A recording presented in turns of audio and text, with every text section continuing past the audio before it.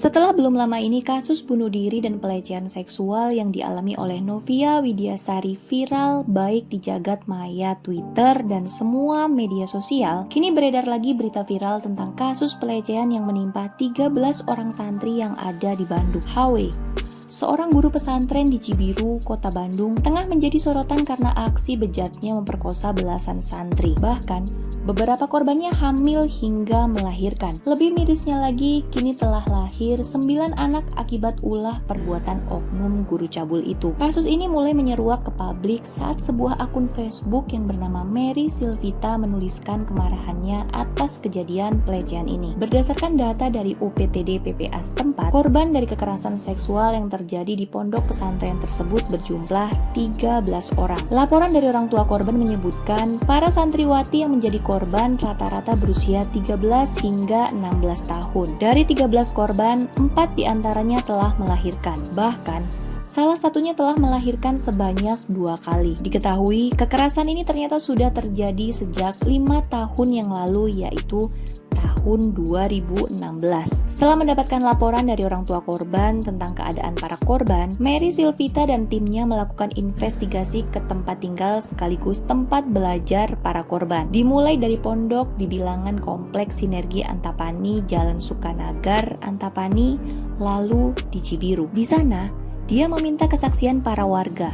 Salah satunya Dewi. Dia merupakan salah satu warga yang tinggal persis di depan pondok pesantren. Dewi mengatakan sering melihat santriwati terlihat ketakutan dan langsung masuk ke dalam rumah setiap kali HW pulang. Tampak seperti ada pembatasan untuk berbicara dan berkomunikasi bagi santriwati dengan para tetangga. Selain itu, Dewi pun menuturkan ada salah seorang anak perempuan berusia 9 tahun berkulit hitam manis asal Papua. Dia ini sering terlihat menangis dan mengadu kepadanya bahwa dia sering didorong dan dimarahi. Kejanggalan lain yang juga terlihat oleh Dewi adalah keberadaan anak-anak balita yang menurutnya memiliki paras yang mirip dengan HW. Padahal usia balita seperti sepantaran. Adapun kejanggalan lainnya yang dilihat oleh Dewi yakni para santri ini lebih sering bekerja daripada belajar. Mulai dari mencuci, menjemur pakaian, bersih-bersih sampai mengaduk semen untuk membangun pagar. Dari keterangan tersebut membuat Mary Silvita mengetahui kebenaran baru bahwa korban bukan hanya mendapatkan kekerasan secara seksual tetapi juga dieksploitasi oleh HW. Dalam berkas dakwaannya disebutkan HW kerap melakukan perbuatan bejatnya di dalam kamar pondok pesantren tersebut. HW diketahui memiliki sebuah kamar tidur di lantai bawah sedangkan sejumlah santrinya tinggal di kamar atas. Biasanya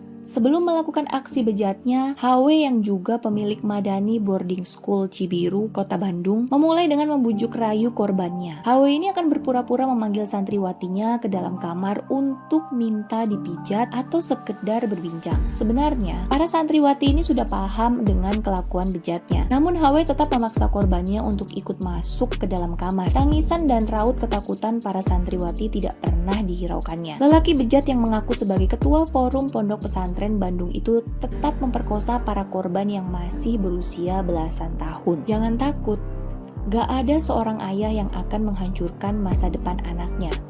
Rayu HW seperti yang tercantum dalam dakwaan. Dia meyakinkan para korban yang hamil akibat nafsu bejatnya itu dengan berjanji akan merawat anak-anak hasil perbuatannya. Biarkan dia lahir ke dunia, Bapak bakal biayai sampai kuliah.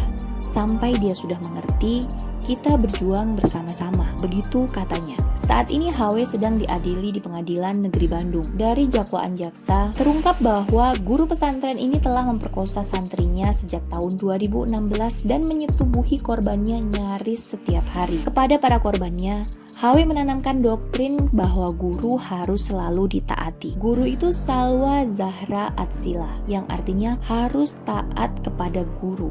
Begitu HW mendoktrin para santri. Saat ini HW telah ditangkap dan sedang diadili. Semoga pihak berwajib memberikan hukuman yang setimpal atas perbuatan bejat HW. Dari kejadian di atas, sebagai orang tua, kita harus berhati-hati saat memilih sekolah untuk anak, apalagi pesantren, di mana anak-anak akan menghabiskan waktunya di sana dan jarang bertemu dengan orang tua. Untuk itu penting sekali bagi para orang tua melakukan survei dan melihat-lihat keadaan sehari-hari suatu pesantren sebelum memutuskan sebuah sebuah pesantren sebagai tempat anak menuntut ilmu. Terima kasih yang sudah menyaksikan video ini dari pertama hingga akhir. Boleh banget untuk support channel YouTube aku dengan cara klik tombol subscribe dan nyalakan lonceng notification agar kalian tahu saat aku cerita lagi, cerita mulu, cerita terus untuk kisah selanjutnya. Dadah!